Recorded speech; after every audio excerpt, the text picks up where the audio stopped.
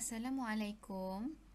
Hari ini kita akan belajar Unit 5, Tumbuhan, cara pembiakan tumbuh-tumbuhan.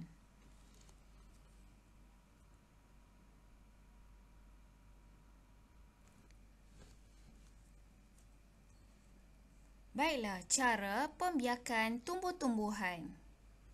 Terdapat 6 cara pembiakan bagi tumbuh-tumbuhan. Yang pertama, biji benih. Anak pokok, batang bawah tanah, spora, keratan batang dan daun. Jadi murid-murid, terdapat 6 cara pembiakan tumbuh-tumbuhan yang perlu kamu tahu. Kita mulakan dengan biji benih.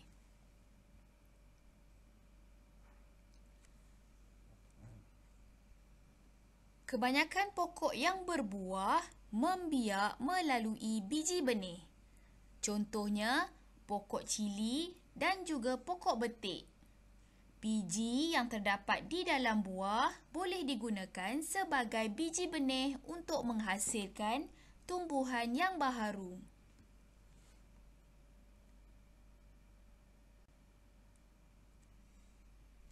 Cara pembiakan yang kedua adalah melalui anak pokok. Anak pokok ialah tumbuhan yang tumbuh di sekeliling induknya. Anak pokok ini boleh digunakan untuk menghasilkan tumbuhan yang baharu. Sebagai contoh yang ditunjukkan dalam gambar, pokok pisang dan pokok keladi. Cara pembiakan yang ketiga adalah batang bawah tanah. Batang bawah tanah ialah bahagian pokok yang boleh menjadi pokok baharu apabila ditanam di dalam tanah. Contohnya, pokok bawang dan pokok ubi kentang.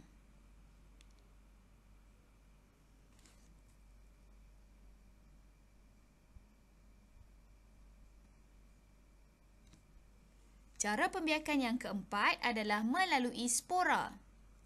Spora adalah debu-debu halus yang terdapat pada sebahagian tumbuhan. Biasanya, pokok yang tidak berbunga membiak melalui spora. Contohnya, cendawan dan juga paku pakis. Spora biasanya tidak dapat dilihat dengan mata kasar. Namun begitu, spora boleh diterbangkan oleh angin dan jatuh di tempat lain dan membentuk tumbuhan yang baharu. Seterusnya, cara pembiakan yang kelima adalah keratan batang. Keratan batang pokok yang ditanam boleh dijadikan pokok baharu.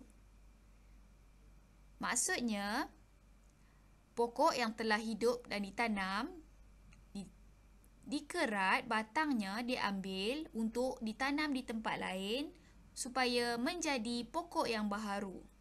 Sebagai contoh, pokok ubi kayu dan pokok bunga kertas.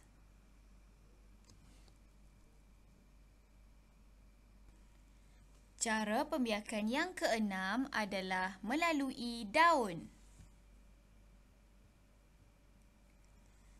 Ada sesetengah pokok yang boleh membiak melalui daun induknya. Sebagai contoh, pokok setawar dan pokok lidah jin.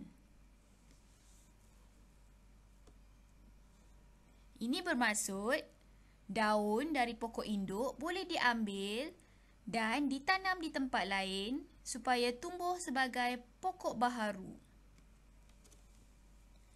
Baiklah murid-murid,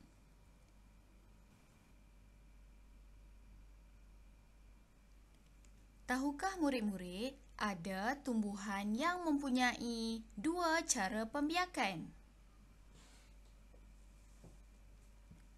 selasih boleh ditanam dengan cara keratan batang dan juga biji benih.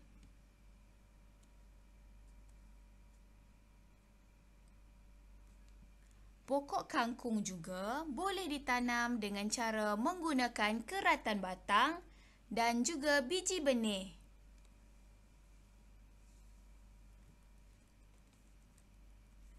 Pokok ubi keledek juga mempunyai dua cara pembiakan, iaitu keratan batang dan batang bawah tanah. Baiklah murid-murid, kita akan gunakan buku aktiviti rujuk muka surat 45. Cikgu akan menunjukkan cara untuk menjawab soalan dan kamu diminta untuk menjawab soalan dan menghantar latihan untuk semakan kepada cikgu. Cara pembiakan tumbuh-tumbuhan. Nyatakan cara tumbuh-tumbuhan berikut membiak. Sebagai contoh, cikgu berikan satu contoh. Ingat kita belajar tadi ada 6 cara pembiakan.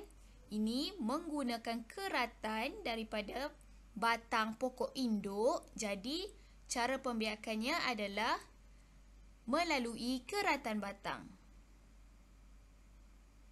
Okey, seterusnya ini daripada daun induk keluar daun-daun baharu. Pokok-pokok daun baharu. Jadi, cara pembiakannya adalah melalui daun. Sila jawab dan lengkapkan tempat kosong yang lain. Baiklah, muka surat 46. Kenal pasti nama tumbuh-tumbuhan. Kotak di bahagian atas mempunyai 6 tumbuh-tumbuhan yang disembunyikan. Awak cari ke-6 sebagai contoh cikgu beri di sini. Yang pertama, pokok lidah jin. Setelah awak dapat nama tumbuhan, awak tuliskan, awak rekodkan 6 jenis tumbuhan yang dikenal pasti dalam jadual di bawah ini dan tandakan right pada cara pembiakannya. Sebagai contoh, kita dah jumpa lidah jin. Jadi kita tulis nama pokok lidah jin. Kemudian, kenal pasti cara pembiakannya. Seperti yang telah kita belajar sebentar tadi, lidah jin, cara pembiakannya adalah melalui daun.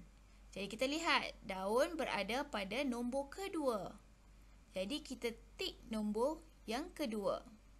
Awak teruskan untuk 5 pokok tumbuhan yang lain dan jawab soalan yang ketiga. Itu sahaja untuk hari ini. Sekian. Assalamualaikum. Terima kasih.